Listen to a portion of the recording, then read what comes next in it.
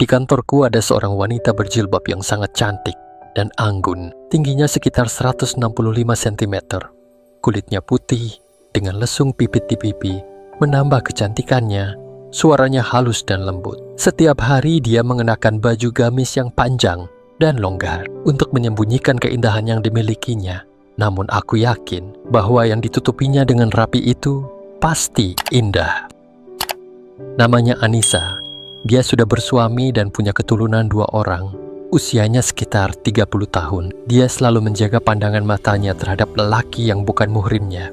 Dan jika bersalaman pun, dia tidak ingin bersentuhan tangan. Namun kesemua itu tidak menurunkan rasa ketertarikanku padanya. Bahkan aku semakin penasaran untuk bisa mendekatinya, sekaligus mewujudkan angan dan mimpiku untuk bisa melakukannya. Ya benar, aku memang terobsesi dengan wanita berhijab yang satu ini. Dia betul-betul membuatku semakin penasaran, dan Anissa ini selalu menjadi objek khayalanku siang dan malam di saat kesendirianku di kamar kos. Aku sebenarnya sudah berkeluarga, namun istriku berada di luar kota dengan mertuaku, sedangkan aku di sini kos dan pulang ke istriku seminggu sekali. Kesempatan untuk bisa mendekatinya akhirnya datang juga ketika aku dan Anissa ditugaskan oleh atasan kami untuk mengikuti workshop di sebuah hotel di kota Bandung selama seminggu. Hari-hari pertama workshop aku berusaha mendekatinya agar bisa berlama-lama ngobrol dengannya. Namun dia benar-benar tetap menjaga jarak denganku. Hingga pada hari ketiga, kami mendapat tugas yang harus diselesaikan secara bersama-sama dalam satu unit kerja. Hasil pekerjaan harus diserahkan pada hari kelima. Untuk itu, kami bersepakat untuk mengerjakan tugas tersebut di kamar hotelnya. Karena kamar hotel yang ditempatinya terdiri dari 2 ruangan, yaitu ruang tamu dan kamar tidur. Sore harinya pada saat tidak ada kegiatan workshop, aku sengaja jalan-jalan untuk mencari obat yang bisa membuatnya tanpa sadar akan mau melakukannya denganku. Karena tidak ada cara lain selain dengan cara itu untuk mendapatkan Anissa yang santun itu. Kemudian, setelah aku dapat obat yang aku cari itu, aku pun kembali lagi ke hotel sambil membawa makanan dan minuman ringan.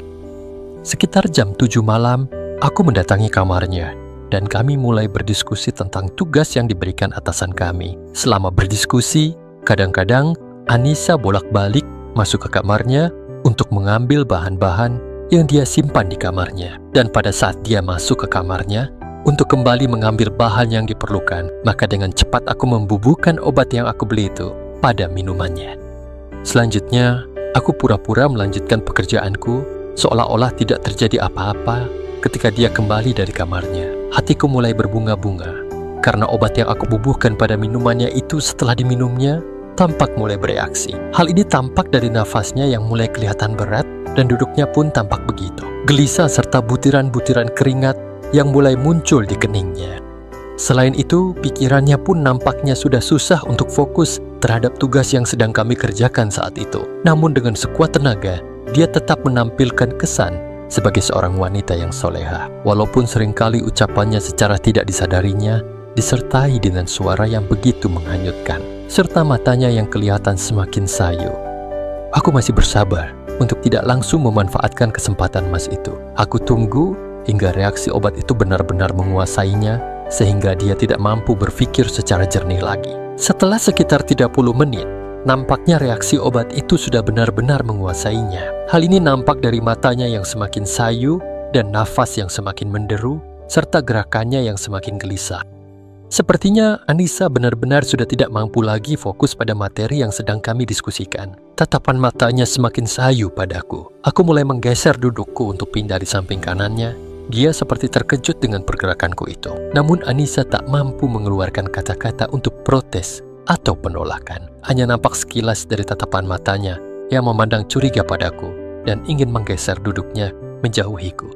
Namun nampaknya pengaruh obat itu membuatnya seolah-olah tak bisa bergerak, bahkan seolah-olah ingin menyambutku. Setelah yakin Anissa tidak menjauh dariku, tangan kiriku mulai memegang tangan kanannya yang dia letakkan di atas kakinya yang tertutup oleh baju gamisnya. Tangan itu demikian halus dan lembut yang selama ini tidak pernah disentuh oleh pria selain oleh muhrimnya. Tangannya tersentak lemah dan ada usaha untuk melepaskan dari genggamanku, namun sangat lemah. Bahkan demikian itu yang ada di lengannya berdiri meremang seperti dialiri listrik ribuan volt. Matanya terpejam, dan tanpa sadar mulutnya bersuara sangat pelan. Tangannya aku rasakan semakin BSH oleh keringat, dan tanpa dia sadari, tangannya membalas meremas tanganku dengan gemasnya. Aku semakin yakin akan reaksi obat yang aku berikan itu. Aku tarik mendekat laptopku, dan tanpa sepengetahuannya, aku aktifkan aplikasi webcam yang dapat merekam kegiatan. Kami di kursi panjang yang sedang kami duduki dengan mode tampilan gambar yang di-hide, sehingga kegiatan kami tak terlihat di layar monitor. Lalu tangan kananku menggenggam tangan kanannya yang telah ada dalam genggamanku. Ketika aku semakin nekat, dia berkata dengan matanya mendelik marah dan dengan terbata-bata, Apa amni pak? Dengan lemah tangan kirinya berusaha melepaskan tangan kiriku dari pundaknya. Namun keinginanku saat itu jadi semakin tinggi, tanganku bertahan untuk tidak lepas dari pundaknya. Bahkan dengan segera saja, WJH-ku langsung mendekati WJH-nya yang selama ini menjadi impianku. Keinginanku semakin terpacu cepat setelah kutub selatan dan utara itu menyatu.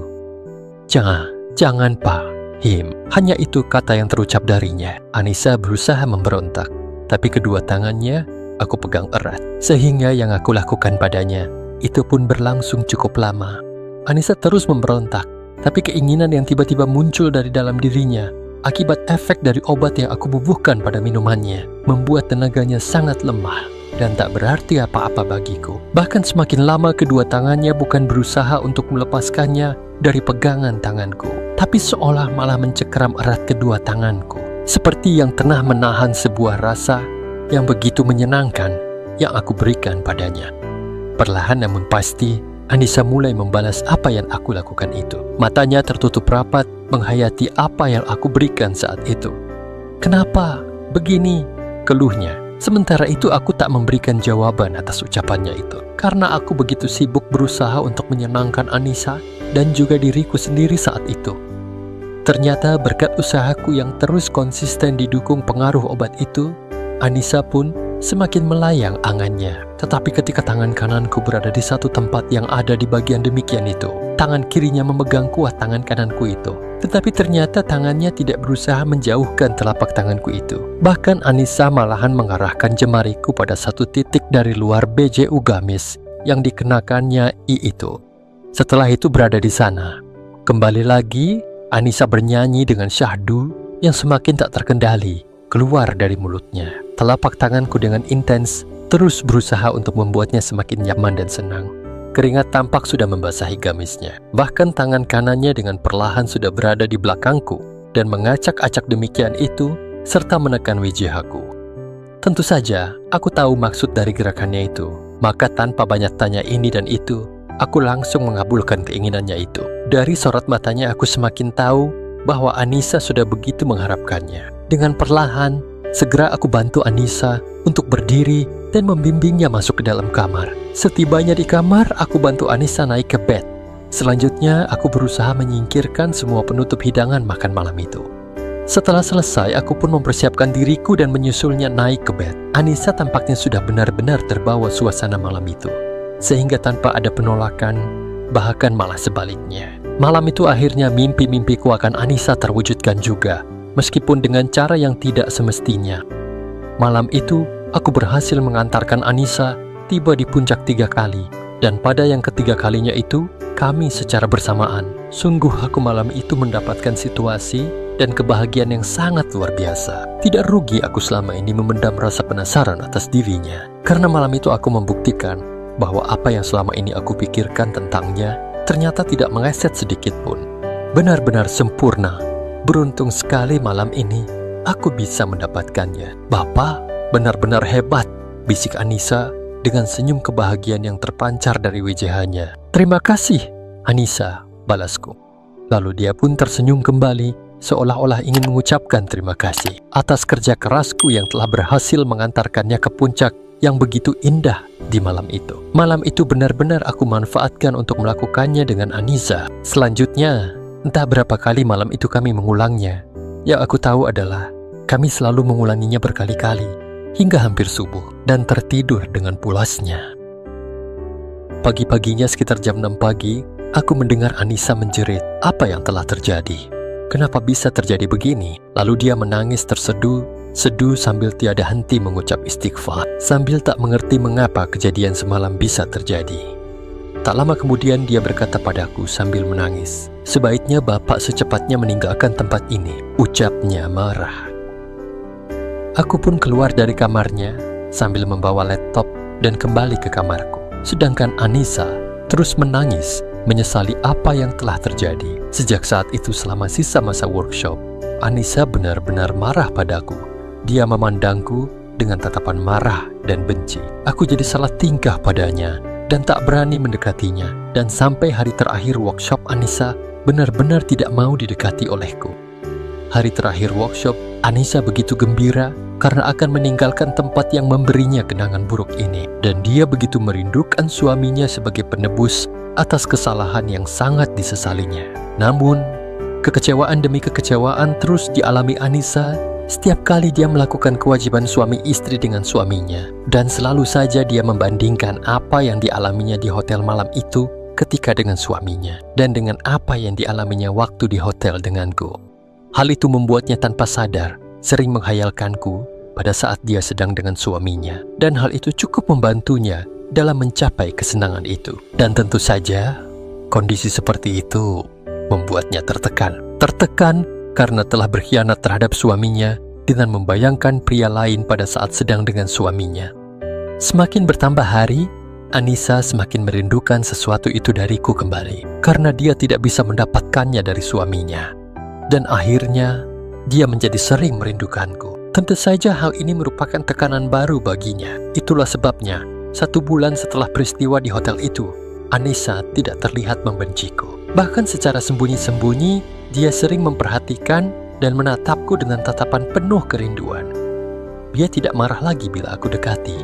Bahkan dia tersenyum penuh arti bila bertatapan denganku. Hal ini tentu saja membuatku bahagia. Namun perubahan itu tidak membuat tingkah lakunya berubah. Tetap saja Anissa menampilkan sosok wanita berjilbab yang anggun dan soleha. Hingga pada waktu istirahat siang, di mana rekan-rekan sekantor sedang keluar makan siang, aku mendekati Anissa yang kebetulan saat itu belum keluar ruangan untuk beristirahat.